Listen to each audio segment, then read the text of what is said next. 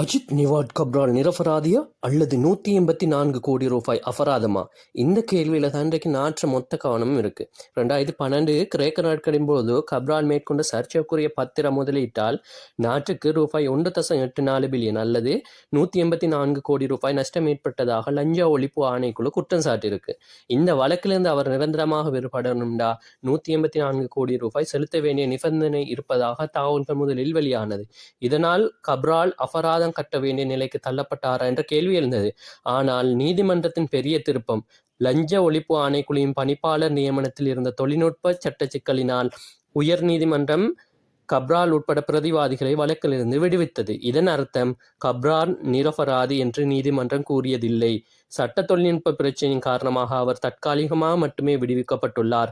ஆணைக்குழு குற்றச்சாட்டுகளை சரி செய்து மீண்டும் வழக்கு தாக்கல் செய்ய தயாராகிறது. அப்படியானால் கப்ரால் உண்மையில் விடுபட போகிறாரா இல்லை மீண்டும் சிக்கல் அடைய போகிறாரா? உங்கள் கருத்துக்களை கமெண்ட்ல சொல்லுங்க. மேலதிக தகவல்களுக்கு எங்களோட சேனலை சப்ஸ்கிரைப் பண்ணுங்க, ஷேர் பண்ண மறக்காதீங்க.